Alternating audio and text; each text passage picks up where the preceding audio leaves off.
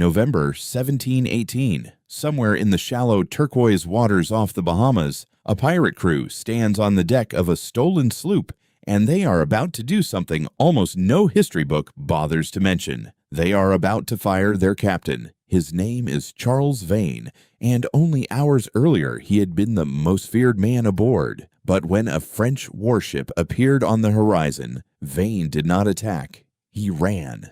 To his crew, that single decision was unforgivable, not because they feared death, but because they had a system, an unwritten government of the sea, and that system said cowardice was a crime punishable by removal from command. So they voted, not with muskets, not with mutiny in the violent sense most people imagine. They held an election right there on the deck, weapons still smoking from the chase. Vane was stripped of his captaincy. A younger, bolder man named John Rackham, soon to be known as Calico Jack, took his place before the sun went down. This was not chaos. This was law. Every pirate ship that sailed during the golden age of piracy operated under a code, a set of written articles that decided who commanded, how wealth was shared, how injuries were paid for, and how justice was carried out among men the rest of the world had already sentenced to the gallows. It was democracy before democracy was fashionable, drafted by outlaws, and enforced more strictly than the laws of the empires they were fleeing. This is the story of that code, and the world it built beneath the black flag. To understand why a ship full of criminals needed a constitution, you first have to understand what pirates actually were. Not the chaotic marauders of popular imagination, but former sailors, former soldiers, escaped slaves, and deserters who had already lived under the harshest legal system in the early modern world, the Royal Navy and the Merchant Marine. They knew brutal command. They knew arbitrary punishment. They knew what it felt like to have no voice. So when they turned to piracy, many of them built something deliberately different. A system where the captain answered to the crew, where wealth was split by formula rather than favoritism, and where a man who lost an arm in battle could expect compensation as if he had an insurance policy, because in a strange, dangerous way, he did. The questions this raises are larger than pirate history itself. How did a community with no government, no police, and no laws beyond their own agreement manage to enforce order more consistently than many nations of the time? Why did outlaws build a system fairer, in some ways, than the one they had abandoned?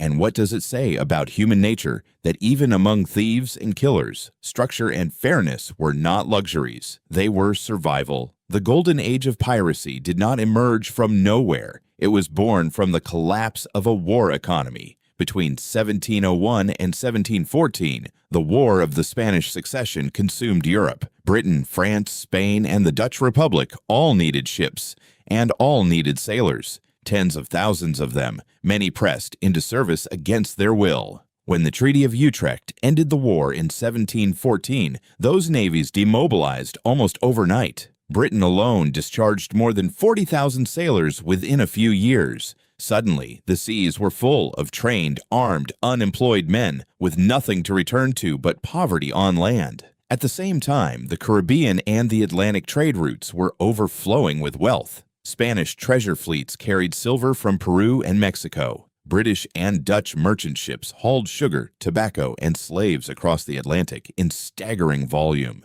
The infrastructure of colonial commerce, heavy, slow, richly loaded ships sailing predictable routes, was, from a pirate's perspective, an open invitation. Technology mattered too. Ships like sloops and brigantines, fast and shallow drafted, allowed small pirate crews to outmaneuver larger, better-armed merchant vessels and even light naval patrols. The geography of the Caribbean, with its maze of islands, hidden coves, and weak colonial oversight, gave pirates places to hide, resupply, and vanish. Nassau, in the Bahamas, became something close to a pirate republic between 1706 and 1718, a lawless port where hundreds of pirates lived, traded, and, crucially, governed themselves. Into this world came men whose names would outlive empires: Blackbeard, Bartholomew Roberts, Charles Vane, Calico Jack Rackham, and the women who sailed among them, Anne Bonny and Mary Read. But behind every one of their legends was a document most people have never heard of: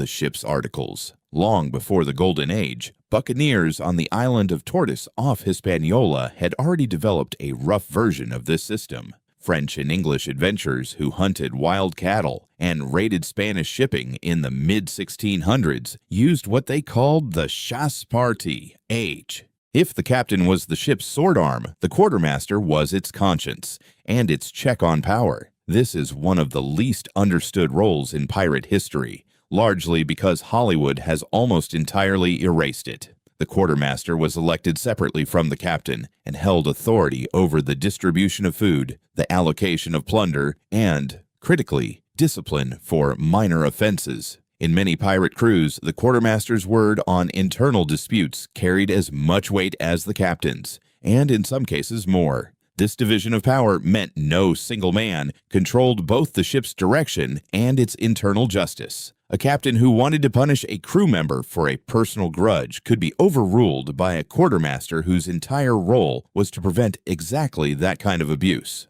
Historians studying the surviving articles believe this structure functioned almost like a primitive separation of powers, executive authority for combat, and a kind of judicial authority for everyday shipboard life, deliberately kept apart. The quartermaster also served as the first man aboard any captured vessel, tasked with assessing the cargo before the crew descended on it, ensuring nothing was skimmed or hidden before the count was made. Trust, in a community with no external courts to enforce contracts, had to be built into the architecture of the ship itself.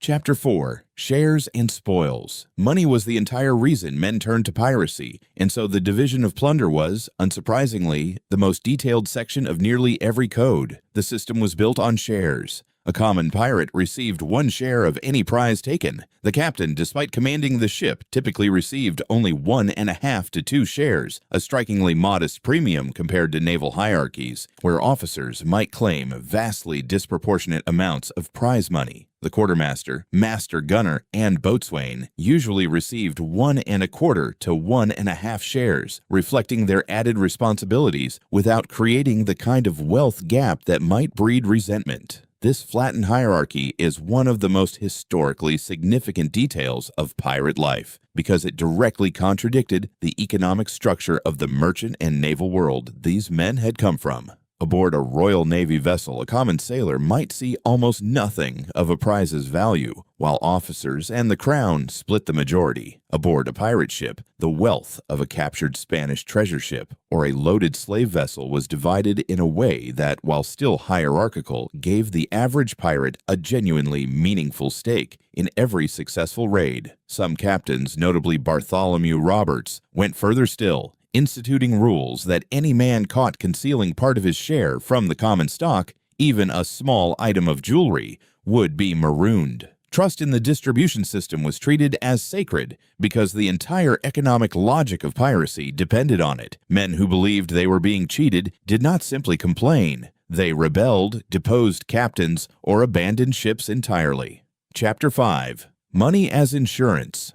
Perhaps the most startling detail buried in the surviving pirate articles is a system that would not look out of place in a modern workplace compensation policy. Several codes, including those attributed to Bartholomew Roberts and to the pirate captain George Lowther, specified precise payments for injuries sustained in battle. The loss of a right arm might entitle a man to 600 pieces of 8, or the equivalent value in slaves. A left arm was worth somewhat less. A leg carried its own fixed value, an eye or a finger another. These were not vague promises of generosity. They were fixed rates, agreed upon before the voyage began, functioning as a kind of maritime disability insurance centuries before such a concept existed in any formal legal system on land. The reasoning was practical rather than compassionate in any sentimental sense. A pirate who lost a limb in battle could no longer earn a full share through his labor, and without some guaranteed compensation, wounded men had every incentive to hesitate in the chaos of a boarding action,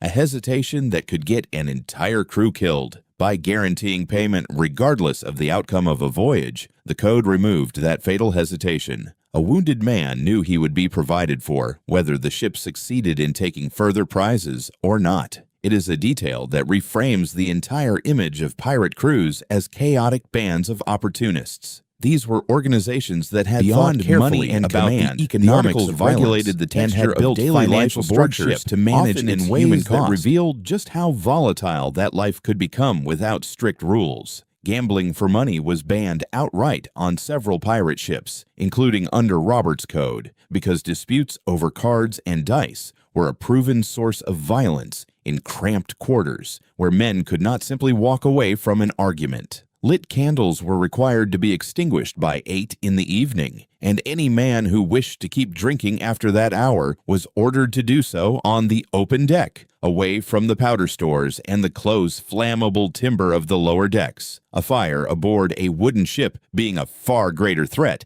than any enemy vessel. Weapons were required to be kept clean and ready for immediate use at all times, inspected regularly, because a jammed pistol or a rusted blade in the middle of a boarding action could cost a man his life and endanger the entire crew. Personal disputes between crew members were, in many codes, forbidden aboard ship entirely. Grievances had to wait until the ship reached land, where the two men involved would settle the matter with pistol and sword under the supervision of the quartermaster. A formalized duel conducted at a fixed distance, ending the moment first blood was drawn, rather than at death in most documented cases. The prohibition on women and boys aboard ship, present in several codes, including Roberts' articles, is often cited as evidence of pirate misogyny, but the reality recorded in surviving accounts suggests a more pragmatic fear that the presence of women in disguise or otherwise could provoke the kind of jealousy and conflict the rest of the code was explicitly designed to prevent. The irony, of course, is that some of the most celebrated pirates in history were women who broke this very rule and were tolerated, even celebrated, by their crews.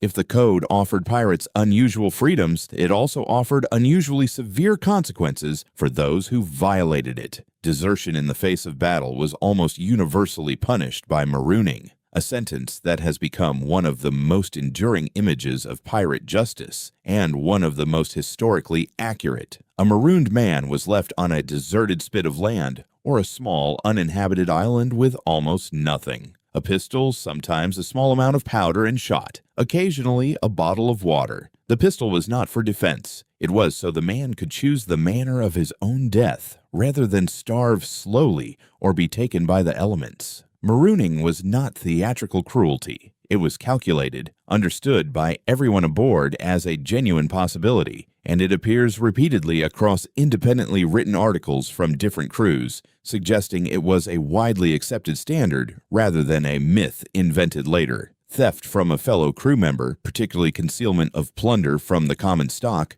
was treated as one of the gravest offenses a pirate could commit, often carrying the same penalty as desertion. The logic mirrored the economic trust discussed earlier. A crew that could not trust its own members to divide spoils honestly could not function at all. What did not appear in any authentic pirate articles, despite its overwhelming presence in modern pop culture, was walking the plank. There is no reliable historical record, no court testimony, no captain's log, and no surviving article that describes this practice during the actual golden age of piracy. It appears to be a much later invention, popularized in 19th century fiction long after the pirates themselves were dead, and cemented permanently in the public imagination by 20th century film. The real punishments were, in most cases, both more mundane and more chilling: marooning, flogging, or simply being put ashore without a ship, left to face the same colonial authorities the pirate had spent his career evading.